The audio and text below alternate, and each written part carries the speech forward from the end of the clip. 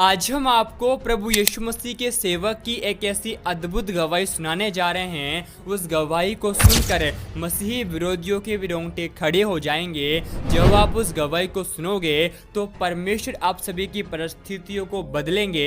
इसलिए आप सभी उस गवाही को पूरा जरूर सुने। आप सभी उस गवाही को सुन सकते हैं। परमेश्वर ने 2007 में सेवकाई के लिए मुझे बुलाया तो मेरे सबसे बड़े तगड़े विरोधी पास्टर्स थे, मेरे अपने लोग। और मैं पूरी तरह से स्ट्रेस में अपनी लाइफ को बिताता था क्योंकि हर रोज वो मुझ पे नया इल्जाम, नई चीजें लगाते थे। और जब ये सेवकाई शुरू हुई और मैं आगे अभी बढ़ना ही था, अभी सोच ही रहा था कि मीटिंग को स्टार्ट करें, मेरे को एक फीवर होता है। सबको हो सकता है, दवाई खाई ठीक हो जाएगा, 1 दिन 2 दिन, चलो 3 दिन, चलो 1 हफ्ता, चलो 15 दिन।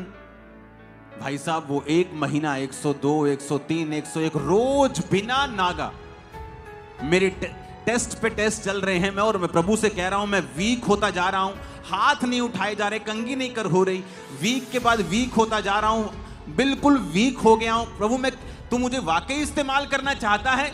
मैंने भी तो शुरू भी नहीं किया चर्च, तो अभी जस्ट मैं लोगों से बात कर रहा हूं, अभी जस्ट मैंने थर्सडे मीटिंग भी स्टार्ट नहीं किया और मेरी ये हालत है।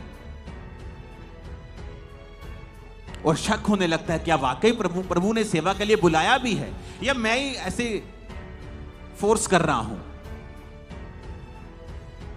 अखबार में तब अखबार बहुत आती थी, तब इतना इंटरनेट का 2008 में इतना इंटरनेट नहीं था। ब्रॉडबैंड पे आप देख लो, कुछ वचन सुन लो, लेकिन इस तरह से जैसे आज खबरें हम सिर्फ सुनते ही इंटरनेट के ऊपर या अपने फोन के ऊपर हैं। अखबार में मैं एक बीमारी का नाम पढ़ा, ब्रूसोलोसिस नाम की एक बीमारी जानवरों से आती है, इसमें बुखार रहता है 102-3 और ये इलाज है। मेरे रोज ऐसा लगता है कि मैं आज मर जाऊंगा। मैं अपने टेस्ट करवा, बॉम्बे तक अपने टेस्ट करवा, इतनी ट्रबल, इतनी मुश्किल, इतनी उधर से विरोध, इधर से बीमारियां, इधर से दुष्ट आत्मा कोई अटैक, इधर से कुछ, इधर से फैमिली मेरे साथ नहीं। ऐसा लगता था कि जैसे मैं करूं तो करूं क्या। और ये शैतान करना चाहता है हर एक विश्वासी की लाइफ में, और विश्वासी को ये समझ नहीं आता कि मेरी लाइफ में ये ट्रबल कैसे हो सकता है। अभी तो मैं कुछ करने वाला था, सडनली अगर प्रभु मेरे को बुलाता है या मेरे में जीवन में कुछ चाहता है या मेरे द्वारा कुछ करना चाहता है तो ये तो हो ही नहीं सकता ना।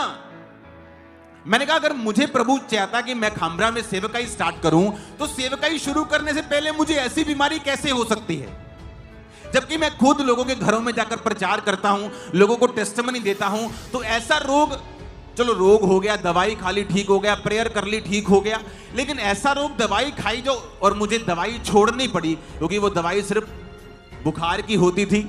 जब दवाई छोड़ दो बुखार वैसे का वैसा था, बीमारी डायग्नोज हो नहीं रही थी वो क्या चीज है। टेस्ट के बाद टेस्ट होते जा रहे थे और बॉडी बिल्कुल रिस्पॉन्ड नहीं कर रही थी, वीक होती जा रही थी। अब इमेजिन कर सकते हैं जब सेवकाई को शुरू किया तब मैं अत्यंत बीमारी की हालत में था और मुझे यह भी मालूम है कि क्या यह चलेगी भी, लेकिन बाइबल कहती है विश्वास के बिना उसे प्रसन्न करना अन होना है। आपने सुना था, मैंने सुना था भविष्यवाणियों के द्वारा कि खुदावन मुझे इस्तेमाल करेगा। मैंने सारे सरकमस्टेंसेस जो मेरे आसपास थे डिनाई कर दिया, बुखार डिनाई कर दिया, सब तकलीफें, सब मुश्किलें डिनाई कर दी और छोटी सी सेवकाई शुरू की 3 लोगों के साथ। प्रचारक कौन है? अंकुर नरूला। दरी बिछाने वाला कौन है? अंकुर नरूला। वॉलंटियर कौन है? अंकुर नरूला। चाय कौन बना रहा है? अंकुर नरूला। चाय बांट कौन रहा है? अंकुर नरूला। बिस्किट कौन बांट रहा है? अंकुर नरूला। मीटिंग खत्म, दरी उठा के पैक कौन कर रहा है? अंकुर नरूला। सफाई कौन कर रहा है?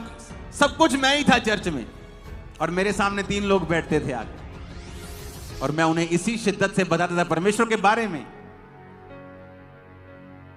और जैसे जैसे बाय फेथ मैंने खुदा को ये नहीं कहा पहले तो बीमारी खत्म कर, मैं तो माइक नहीं उठा सकता, मैं कैसे लोगों को प्रचार करूंगा। मैंने पहले माइक उठाया, प्रीच किया, बाय फेथ करता रहा, बीमारी गायब होती गई। जैसे जैसे मैं आगे बढ़ता गया खत्म होती गई, रिकवर हो गया। और महीने लगे, साल लगे, मैं आपको बता रहा हूं। ऐसा नहीं कि 2-3-4 महीने में फ्री हो गया, नहीं।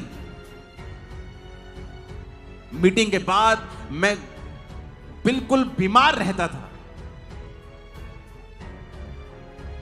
लेकिन परमेश्वर ने मुझे ब्लेस किया। मैंने बाय फेथ देखा हर जगह जीसस क्राइस्ट जा रहे हैं, सो रहे हैं नाव के ऊपर, तूफान आता है, चेले घबरा जाते हैं।